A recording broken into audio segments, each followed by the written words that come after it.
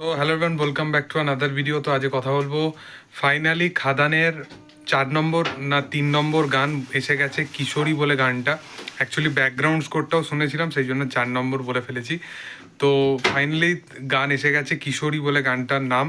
এবং এই গানটা কেমন হয়েছে সেটা নিয়েও কথা বলবো। আমি যেটা নিয়ে বরাবর কথা বলে এসেছি সেই বিষয়টা নিয়ে আরেকবার আমি সেই জিনিসটাকে বলতে চাই। সেটা হচ্ছে যে খাদান এবং অন্যান্য পুরনো যে বাংলা ছবিগুলো যেগুলো পাস্টে এই ছবিগুলোর ওপর কাজ করে এসছে, এর মধ্যে ডিফারেন্সটা একটা জিনিসই, সেটা হচ্ছে যে পুরনো বাংলা ছবিতে এমন এমন কিছু কাজ হতো যেখানেতে আমরা সিচুয়েশনাল গান কিন্তু দেখতাম না, বা স্ক্রিপ্টিং ডিমান্ড মানে গান কিন্তু আমরা দেখতাম না। গানগুলো আমরা ছবি চলছে, ছবি চলার সাথে সাথে হঠাৎ করে হিরো বিদেশে চলে যাচ্ছে, অ্যাক্ট্রেস বিদেশে চলে যাচ্ছে এবং গান হচ্ছে, অডিয়েন্স এনজয় করছে, সেইটা আমরা দেখে বাড়ি চলে আসছি। এইটাই ছিল আগেকার দিনে। কিন্তু এখন আমরা এত পরিমাণে লাস্ট কিছু বছরে এত মাস অডিয়েন্স বেড়ে গেছে আফটার লকডাউন। তো আমরা এত পরিমাণে এত কমার্শিয়াল কাজ, এত কিছু সিনেমা দেখে নিয়েছি, তখন যদি এই জিনিসটা 2024-এর বুকে দাঁড়িয়ে এইরকম একটা সেফ যদি একটা দেব খেলতো, বা এই জিনিসটা যদি আমরা দেখতাম না, তাহলে আমাদের একটাই জিনিস মাথায় আসতো যে এর থেকে ক্রিঞ্জ কি হতে পারে, এর চেয়ে ভালো তো দেব নাই বানাতো এরকম কমার্শিয়াল কাজ।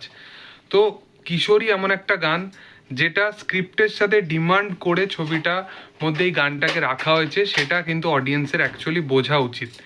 যেটা যখন তুমি যদি গানটা একদম থ্রু আউট শুরু করো, গানটা যখন শুরু হচ্ছে সেখানেতে গানটা শুরুতেই যারা গ্রাম বাংলার যারা ওই রকম ডান্সার আছে তারা ডান্স করতে আসছে, সেখানে তারা একে অপরকে জিজ্ঞাসা করে ডান্সিংটা স্টার্ট করছে। এবং চারিদিকে ওই যে কয়লা মাইনিংয়ের কাজ হচ্ছে বা কয়লার যে বড় খনিটা সেইটাকে দেখানো হচ্ছে ওয়াইড শটে প্রত্যেকটা অ্যাঙ্গেল দিয়ে। সেই ব্যাপারগুলোকে মানে এখানে সুজিত দত্তর ডিরেকশন কিন্তু খুব ভালো, গানের কোরিওগ্রাফি কোরিওগ্রাফি এবং গানটা সিরিয়াসলি ভালো। তার পিছনে রিজন হচ্ছে তোমাকে বুঝতে হবে যে ছবির স্ক্রিপ্ট কি ডিমান্ড করছে। এই ছবিটা, এই গানটা যখন এই রকম একটা টাইমে আসবে থিয়েটারে, গানটা কিন্তু অ্যাকচুয়ালি অডিয়েন্সের খুব ভালো লাগবে। প্লাস এই গানের হুক লাইন থেকে শুরু করে প্রত্যেকটা লাইন বা লিরিক্স কিন্তু খুব ভালোভাবেই লেখা হয়েছে গানটা। গানটা একটা সোলফুল সং, এবং এর সাথে সাথে দেব এবং ইধিকার জুটিকে কিন্তু অডিয়েন্স বেশ পছন্দ করবে, কারণ তাদের মধ্যে কেমিস্ট্রিটা সেটা কিন্তু দেখতে বেশ ভাল লাগছে।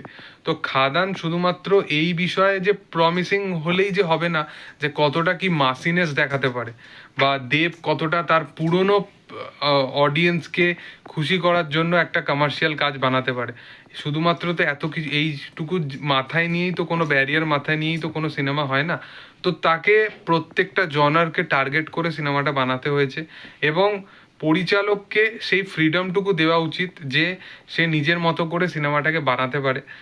এইটা নয় যে আমার অডিয়েন্স কি পছন্দ করবে বা আমি কতটা অডিয়েন্সকে ক্যাটারার করে সিনেমাগুলোকে বানাতে পারবো। তো খাদানের ক্ষেত্রে সেই জিনিসটা আমার মনে হয় না যে কোথাও গিয়ে করা হচ্ছে।